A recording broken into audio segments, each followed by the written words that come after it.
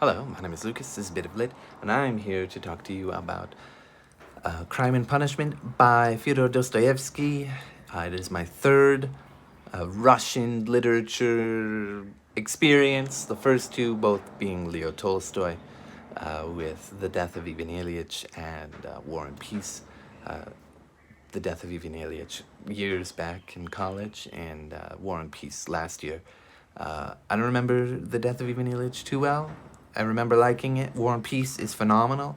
Crime and Punishment, really good. Um, I have some qualms with it. It can be boring at times, but when it's not, it's great. So in that sense, I recommend it. In case you're wondering. Anyway, let's talk about what it's about.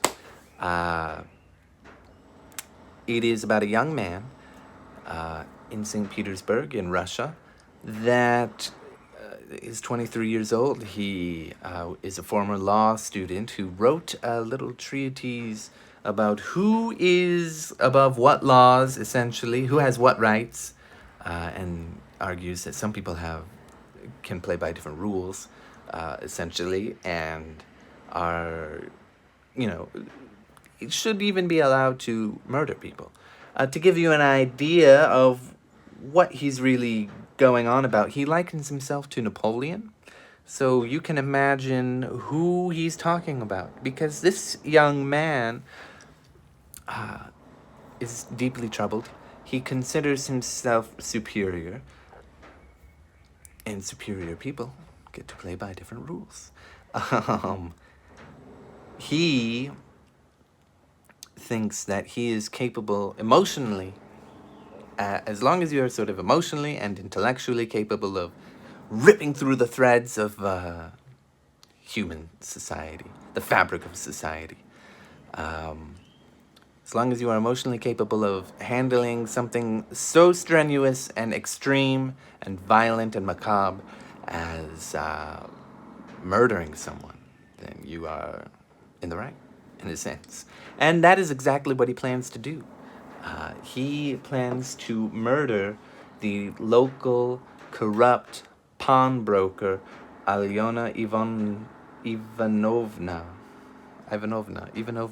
It's very hard because in Russian novels, everyone goes by like 4 different names.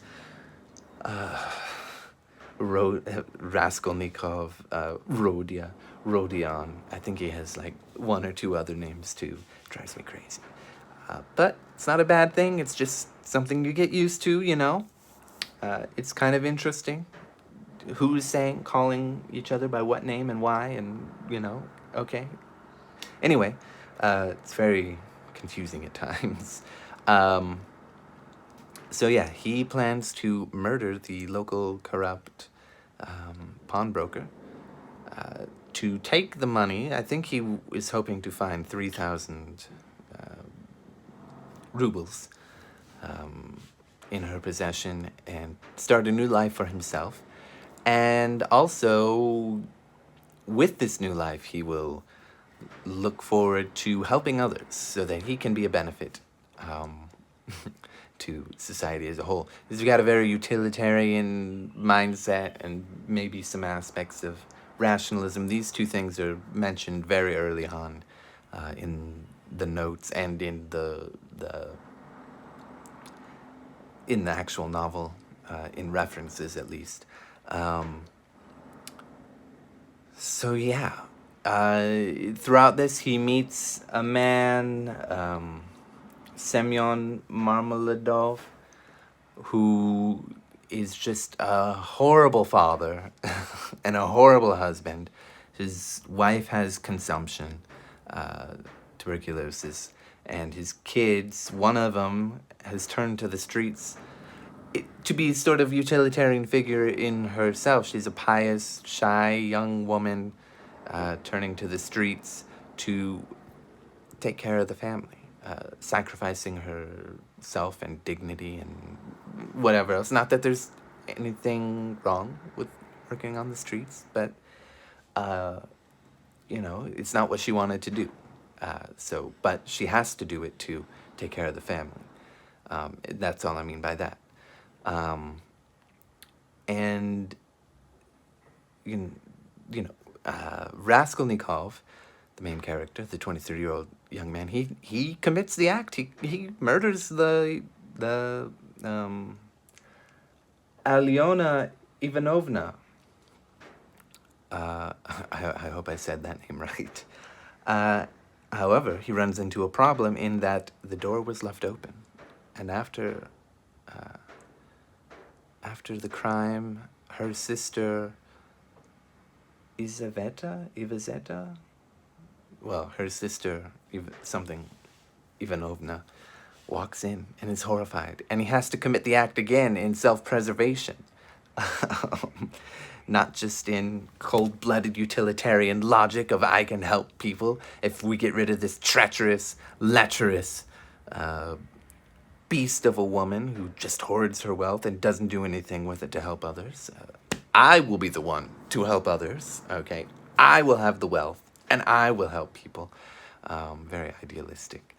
Throughout this, the novel does not really focus too much on the actual crime. It does build up to it. Nor does it focus too much on the actual punishment, especially, sort of legal ramifications of all of this. We do have build-up, and, they are there. But the novel is deeply, deeply internal and psychological with Raskolnikov. And that is sort of intertwined with all these ideas and social movements sort of fluctuating and changing mid-19th century Russia, like I said before, with utilitarianism ideas coming from Western Europe, I think England, sort of rationalism coming from Spinoza and Descartes and whoever else from France, and these kind of things. It does seem like a pushback against some of these more Western European ideas and maybe a westernization of Russia, because we have two extremes. Sonia, the daughter that turns to the streets, and Raskolnikov are connected in many ways. They both feel alienated from society for one reason or another. And Raskolnikov, he wants to sort of push his own boundaries to see if he's able to commit this act so that he can help other people. Sort of a utilitarian figure. And in the same way, like I said before, Sonia is sacrificing her dignity and pride and all this to make money from a strange man on the streets. It's very tragic. And I think, this Raskolnikov is just dealing with incredible amounts of guilt. And Sonia is actually the first person that he admits the crime to. Incredible amounts of guilt. Because despite the fact that he is a cold-blooded murderer, once out of cold logic, if you want to call it that, sort of a rationalization in his own mind of why it's acceptable for him to do this, and then out of self-preservation as well. He is capable of incredible warmth and compassion for children or for families. He gives the family of Sonia, the Marmeladov family, after he brings Semyon home, he leaves some of his cash. However, there is a problem. He's constant. Why did I do that? Why didn't I? He's fighting with himself about everything. About why did he leave money there? Because some of these problems, especially for that family, money is not going to solve anything. The problem is deeply rooted, and money is just sort of a blanket that can be pulled off. Anyway, this novel is just an amazing highlight of 19th century black comedy. Before I continue, I want to say that he does deal with incredible amounts of guilt. And I was expecting something different for the end, something really dumb. And then when it never happened, uh, and he redeems himself in a way. I mean, I don't really forgive him, but he tries to redeem himself, and he sees that the best way forward is to reconnect with society by the end and the epilogue and all that. And yeah, so that really turned me over to really liking the novel, um, as well as the humor. I mean, it's just so, so funny. Um, like, I mean, it's just constantly funny. We're gonna get into a lot of spoilers here. Uh, he's so upset about the idea of having to walk past his landlord or landlady's door, which is always open because he hasn't been paying rent, and this this upsets him so much more than, like, I mean, he's very conflicted about his murder, but he ends up justifying himself. But he's so conflicted about walking past the landlady because landlord, because he doesn't want to make excuses about why he's not paying her. It's just better to run away from his problems. And um, you know, shortly after he commits the murder, and then the second murder, he's almost caught again by somebody else, and he just has this amazing conversation. It's so uncomfortable. Everything about this book is so uncomfortable because you don't want to be anywhere near Raskolnikov. But, I mean, it's just a treasure. Uh, the the way that he has to cycle through all his wits that are remaining because he's losing his mind about how much guilt he has because he wasn't able to live with the consequences of his actions. I have a quote that I want to sort of discuss a little bit too. Another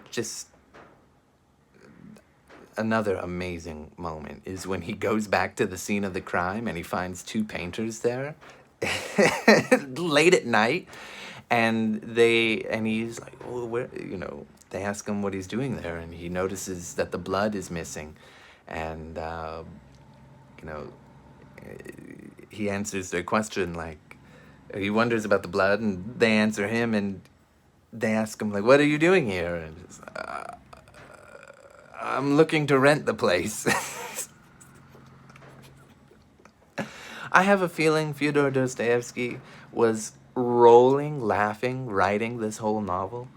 Um, because there's just so many things like small things that happen that really upset him, that seem to upset him more than what he's done. Uh, Ultimately, what he's done does upset him the most, but just in these moments before he comes to terms with his punishment and redemption and all this. Also, when Porphyry, the local magistrate, is interrogating him, basically knowing that he did it, um, just looking for sort of 100% concrete, verifiable proof that he is the one, not just his strong suspicion. They're so upset by the way he treats his family, by the way. It's great. But, like, one of the painters comes in during this sort of interrogation, and Porphyry is a very weird guy. The way he talks, he's very formal and sort of, like, really quirky in a way. And it's just, he's such a strange magistrate. But Raskolnikov is really going insane and, like, getting really flustered with Porphyry. And then one of the painters, Nikolai, I believe, comes in and admits to the murder, and nobody knows what to do because Porphyry knows who did it. He just doesn't have the proof, or he really strongly suspects it, at least. Raskolnikov is trying to understand the psychological mind games because he pretty much knows that Porphyry knows what's going on, he's just trying not to give himself away, and he's trying to make sure that he understands how to answer the questions carefully and in the right way. And then somebody else comes in that was one of the painters that asked him, "What are you doing?" "I'm looking to rent the..." Oh my God. There's a lot more moments, but those are some highlights. Hopefully I haven't ruined them for you. Anyway, here's a quote. "Why does my action seem so hideous to them?" he asked himself. "The fact it was... that it was... Why does my action seem so hideous to them?" he asked himself. "The fact that it was an evil deed? What do the words evil deed mean? My conscience is clear. Of course, it was legally a crime. Of course, the letter of the law was broken and blood was shed. Well, take my head for violating the letter of the law. That's sufficient. Of course, in that case, many benefactors of humanity, those who didn't inherit their power but who seized it for themselves, should have been punished when they took their very first steps. But these people managed to carry out those steps, and therefore they were right. But I wasn't able to, and therefore I didn't have the right to allow myself to take that step." So yeah, this is a moment where he's justifying himself, and I think this quote, along with many others, this is, you can kind of see why he feels kind of alienated. He sees a trend, in a way, of people justifying themselves for the greater good. And in a way, it actually kind of just benefits them. Because they're seizing power for themselves, right? Just like he was going to seize power and have money, and then he was going to take care of others. But again, money, just kind of a blanket for the problem that can be thrown off and corrupted and whatever else. So he sees this kind of thing and feels like this is, I think, where he gets his idea, and if it can be a whole sort of social movement, then why wouldn't it apply to the individual? And I don't know what I'm trying to say, but I know he's trying to justify himself here and be an example of utilitarianism. Not somebody that we should follow the model of, I suppose. Anyway, it's a pretty good book. Very funny and philosophical, and so there's that. He sees a hypocrisy in society, and that's why he feels disaffected. That's what I was trying to say. And he sort of applies this to himself. He buys into it, and then he fails. So then that's why I would have been in the right had I succeeded. Everyone would have seen me as a hero. Very interesting book, but a little boring at times. That's all I've got to say. Thank you. Goodbye.